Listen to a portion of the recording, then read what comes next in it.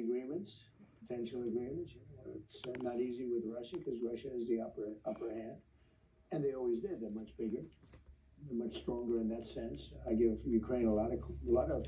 I give the people of Ukraine and the military of Ukraine tremendous credit for the bravery and the fighting, and all of that. But at some point, size will win generally, and this is a massive size. You take a look at the numbers. I mean, the numbers are just crazy. This is not a war that should have happened. This is a war that would have never happened if I were president. It's so sad. Millions of people are dead. Many, many soldiers. Last month they lost 27,000 soldiers and some people from missiles being launched into Kiev and other places. But what a sad thing for humanity. This doesn't affect us. Our country is no longer paying any money. It was just Biden gave him $350 billion so stupidly.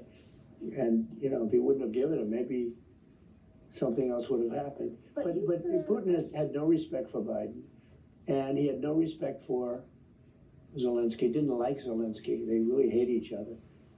And part of the problem is they hate each other really a lot, And it's very hard for them to try and make a deal. It's harder than most. I settled 8 wars, and I would have said this is the 9th. This would have been the easiest one I would have said, or one of the easier ones. I mean, I settled one that was going on for 36 years.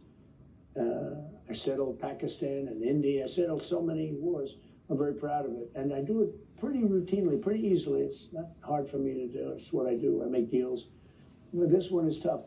One of the reasons is the level of hatred between Putin and Zelensky is tremendous. Adrian, you told me when we were chatting earlier that you were pretty struck by this part of the interview and just how far the president went in his rhetoric on Ukraine.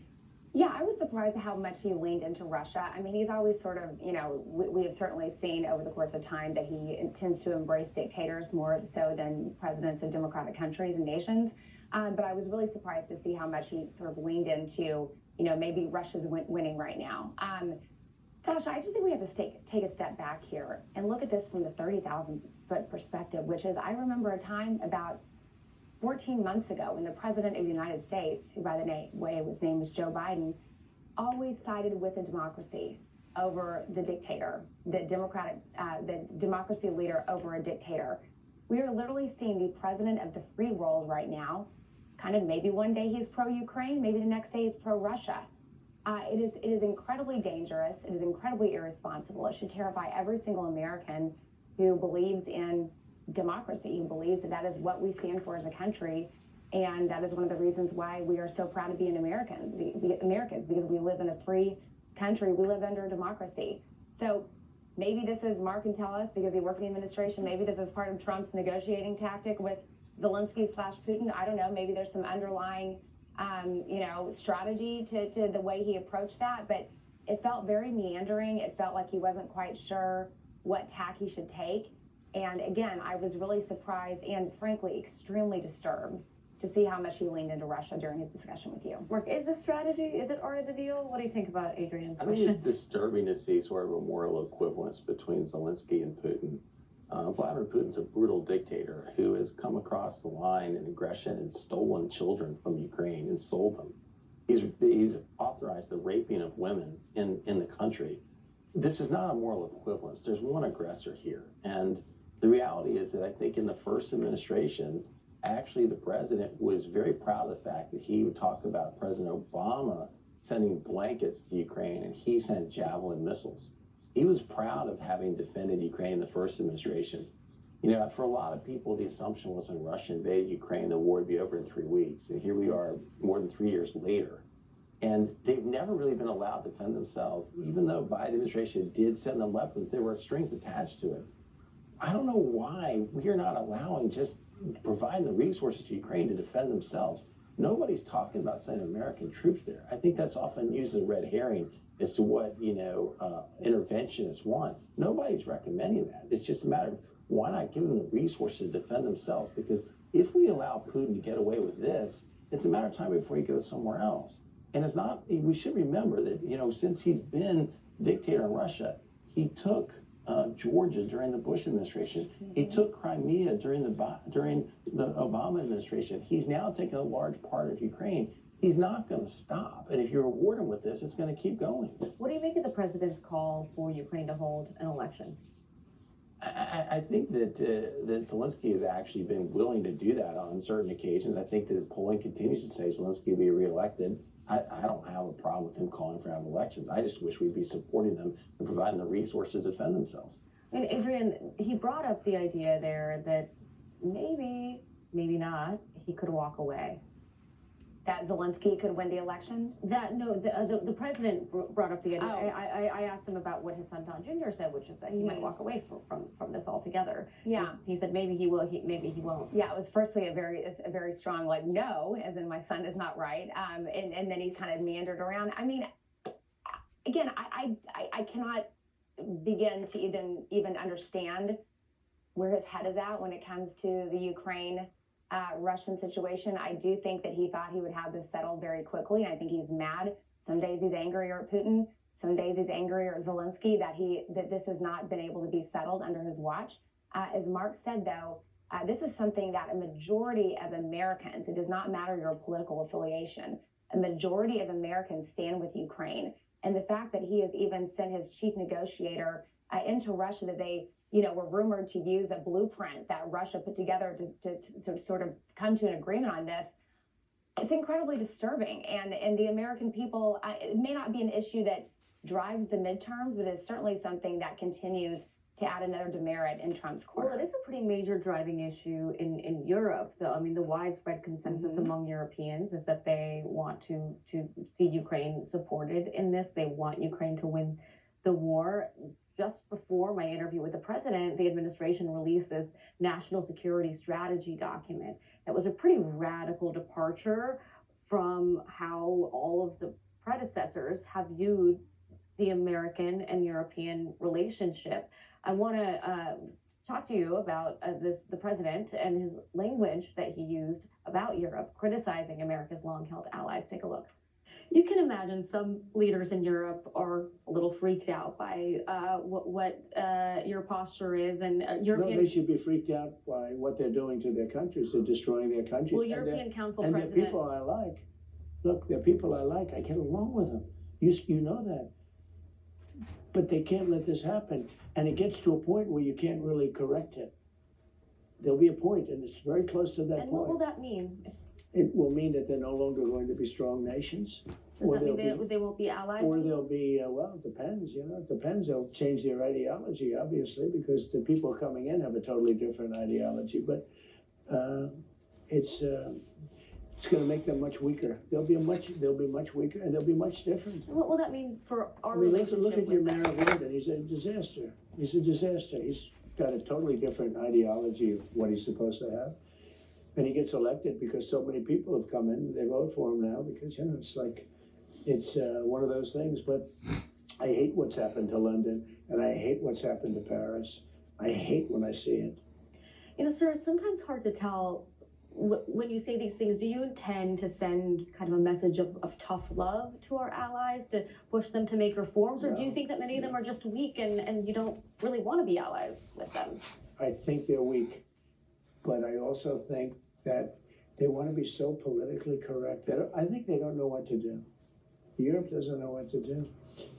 They don't know what to do on trade either. I mean, I look at a lot of the trade, situation that's going on over there. It's a little bit dangerous, but Europe, they want to be politically correct, and it makes them weak. That's what makes them weak. It sounds like you want to see some pretty massive changes. Well, I think they should get the people out that came into the country illegally.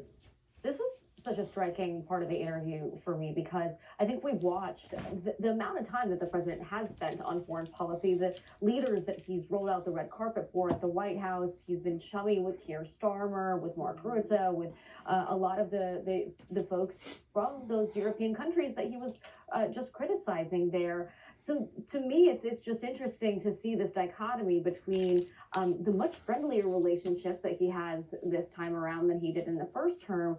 At the same time, this is such a stark departure from what U.S.-EU relations have looked like. Mark? Look, Dash, I actually agree with the president on much of this. I think that much of Europe has gone socialist in their economies. I think their migration policies are creating enormous challenges for them demographically. And so I think the president's right on that.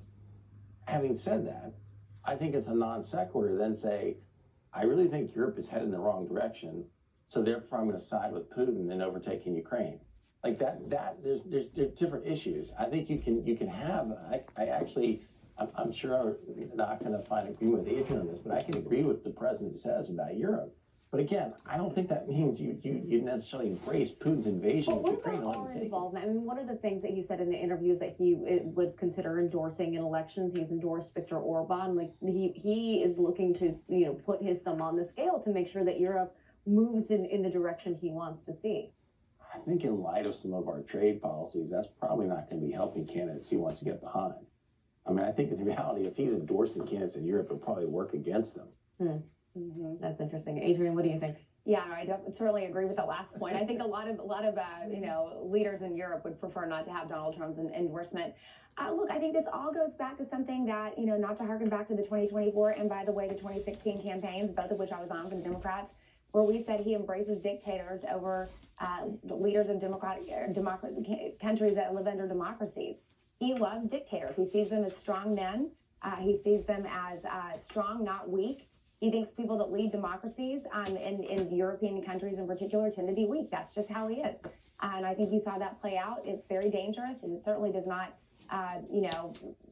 put us in a good place with our allies. And it kind of goes back to the trade and tariff policy that Mark was talking about earlier about, a lot of these European countries, instead of trying to sit here and negotiate and get, kind of kicked around by President Trump, they're going to China and saying, let's make a deal with you. Adrian, you mentioned 2028 earlier and the potential of a Democrat in the White House. Should a Democrat end up in the Oval, do you think that our relationships, given all of this in Europe, revert back to the way they were, or does this change things forever? Whether it's a Democrat or a Republican becomes the next president of the United States, is going to have a lot of work to do to repair our relationships with our allies. And obviously I'm jumping way far ahead, but if I was advising either a Democratic incoming president or a Republican, like, listen up, guys, listen up to everyone who's going to run. I would start doing the repair work ASAP, and that means during the transition period. We have so much work to do. I also think that there are plenty of leaders around the world who are looking at President Trump and saying he's only going to be there for another 3 years. We've just got to get through this period, and we know that the United States will go back to, or we hope the United States will go back to a time where, our allies are respected by the sitting president of the United States. I am fascinated by the question of what happens after Trump. What happens to Democrats? What happens to Republicans? The president is obviously term limited. There's been a lot of speculation already about who will be the next GOP frontrunner and about how the MAGA movement survives after Trump is out of office. Let's take a listen to a final portion of our interview. The future of the Republican Party. Like, I watched you on all of your campaigns pull together, especially in this last one, an unprecedented coalition to win the presidency. You brought in so many new voters to the Republican Party. You chipped away at some of the core bases of the Democratic Party. Is there anyone else in the GOP that can energize the coalition the way you did? I hope so. I don't know. You never know until they're tested. It's like you jump in the water, you can swim or you can't. Some people can swim and some people can't. You never know. You have to see. I think we have a very good bench. I must tell you, we have a lot of good people. We have a great cabinet. I have a really great cabinet. Better than my first cabinet. I had some very good people in my first cabinet, but this cabinet, I have much more experience. When I first came to Washington, it was interesting. I didn't know anything about any of the people. I was a very successful guy from New York City, real estate and other things. I mean, I had a great show and a lot of things, but basically real estate. And by the way, I'm fixing up the White House, making it beautiful. I'm doing a great ballroom that they've tried to do for 150 years and all of that stuff. But you never know. Your question's such an interesting question. You never really know until they get tested. I hope so. I mean, Mark, whether you agree with him, you disagree with him, you like him, you don't like him, he has completely changed the Republican Party. I mean, even the policy stuff that we're talking about now, we would never be talking about under another Republican president. what happens from here?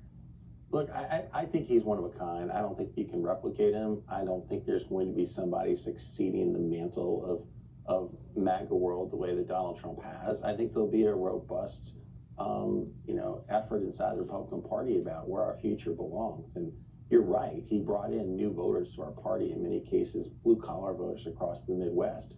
But all the times that I traveled on the campaign in 2016 and 2020, and probably attended 100 rallies altogether, I never heard those voters, plea to say, you know what, I really hope America has more state-owned enterprises.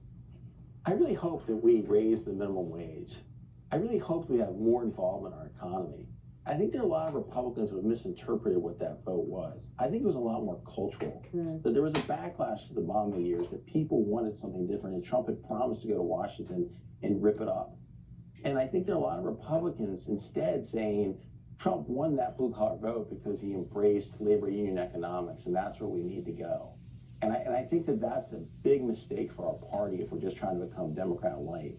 And I think that there's going to be a much bigger, robust philosophical argument inside our party about what direction we go when we move past President Trump. I think there's a big philosophical argument and debate for Democrats too, right? I mean, Adrian, the Democrats have spent so long figuring out how to respond to Trump, trying to resist Trump, basing messages off of what Trump is doing. How do Democrats navigate a post-Trump world? Well, I mean, look, I think you look, first of all, I think you look back to, I was on the Hillary's campaign in 2016. It was a very close election. It's not really worth, I think, unpacking that she lost by 75,000 votes. We're not going there. We're not going there. We're not going there. But I do think, I mean, under 8 years of Obama, I think people were looking for a change. And I think that obviously Trump benefited from that. But look, he was certainly able to grow this MAGA coalition into what it is today. Now, the big question is, number one, to Mark's point, who can do that for the Republican Party?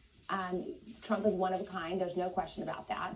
Number two, how do Democrats seize on that? I think we were given a roadmap just a few weeks ago in the 2025 off-year elections, we call them, the New Jersey's race, the governor's race, and Virginia governor's race, and some of the Pennsylvania Supreme Court race, and some of the other down ballot races.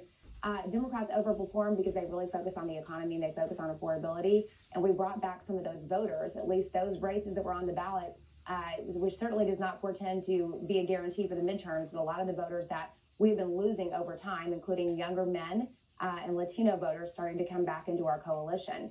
So time will tell if we're able to keep that consistent. And I think that drawing the contrast on affordability and the economy is step number one. But look, I think, 2020, a lot of swing voters, you know this, Sasha, there's a very small sliver of the electorate that I think I've met probably every single one of them. Exactly. You've interviewed a lot of them too. They wanted consistency. They wanted kind of, seasoned and boring as someone who's just going to come back there and run the country, who had been in the White House before, and that obviously Joe Biden benefited from that. 2028, I think voters want a fighter. Democratic voters, swing voters want a fighter. They want someone who is going to restore stability to our government, but they also want someone who's going to fight. And I think that's where you're going to see a very robust primary play out among Democrats to see who is the person who's going to be the street fighter, but is also going to be able to bring some of those working class voters that we're starting to get back into the fold more consistently. Okay, so I didn't want to jump into your time machine to 2016, but I do want you both to jump into my time machine. I want to turn to this week's C-SPAN flashback, where we dig deep into the video archives to show you a moment in political history.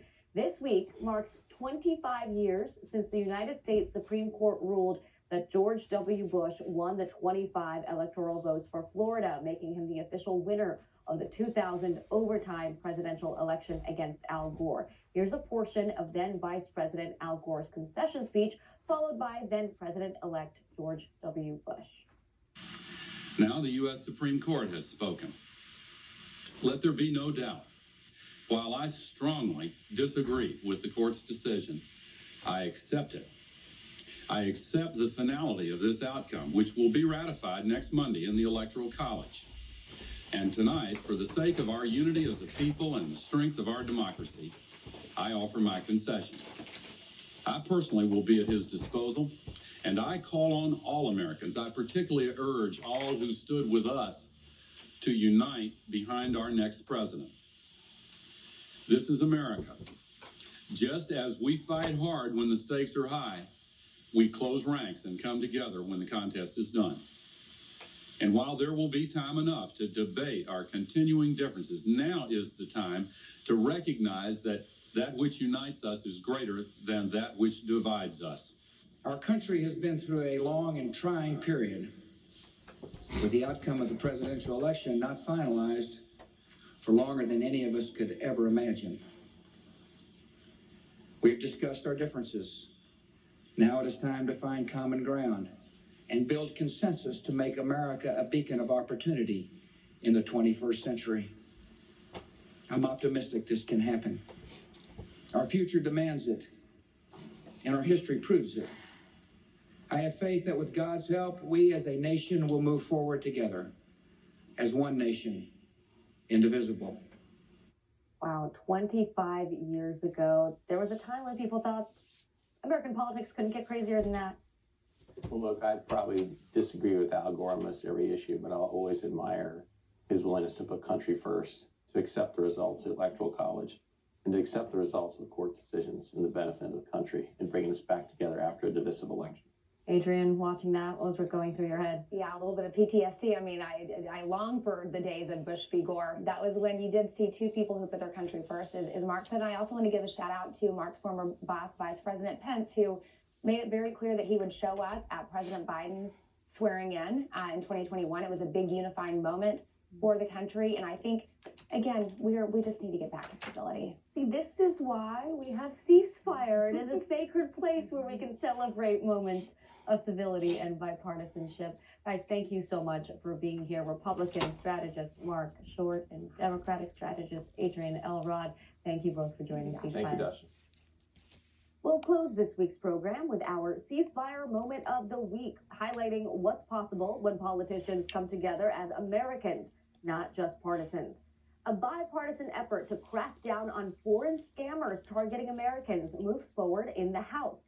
The bill would create an interagency task force that would aim to shut down overseas scamming syndicates. Here's Indiana Republican Congressman Jefferson Shreve, who sponsored the bill, and Delaware Democratic Congresswoman Sarah McBride, a co-sponsor, talking about why they think the legislation is so important.